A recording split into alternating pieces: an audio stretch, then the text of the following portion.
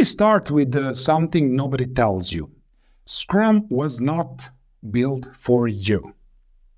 It was created in the early 1990s by two software developers, Jeff Sutherland and Ken Schwaber, for software teams.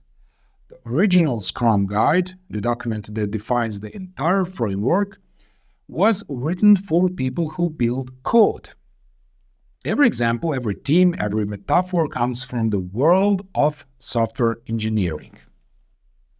And here you are.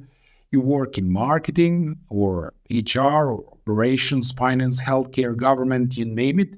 You have never written a line of code in your life, and you should not have to. But one day, someone walked in your office and said, "We are switching to Scrum." Or maybe they said, "We are going Agile." And suddenly you are sitting in meetings where people are talking about sprints, backlog, increments, and stand-ups, and you are nodding along, hoping nobody asks you a question.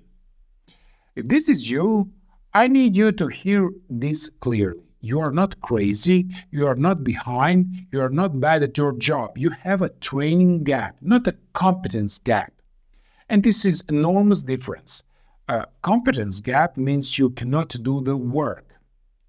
Training gap means nobody taught you the system. Your organization adopted a framework and expected you to figure it out using resources that were never designed for you. But here is what most people miss. Scrum was not designed to manage code. It was designed to manage uncertainty and complexity and the problem of working on something where requirements shift, priorities change, and you are not planning everything up front. The problem exists in marketing, HR, healthcare, government, almost everywhere, just as much as it does in software. Scrum was built for exactly this kind of work. Complex, shifting, impossible to plan perfectly up front. You just never got the translation.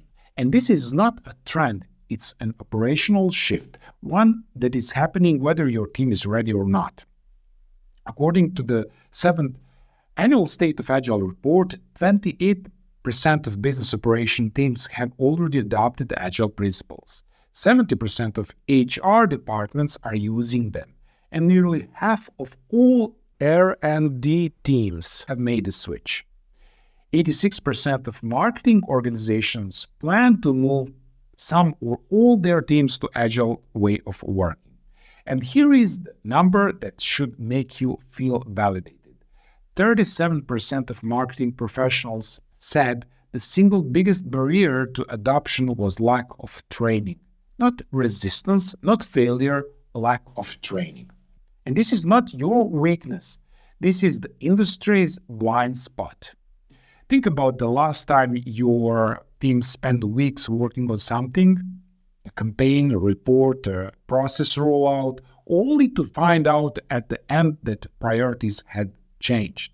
That disconnect between doing the work and checking the direction is the exact problem Scrum was designed to eliminate. So by the time you finish this course, you will not just understand what Scrum is, you will have practiced what to say in your meetings, written your first user story, and walked through a complete sprint from day 1 to day 10.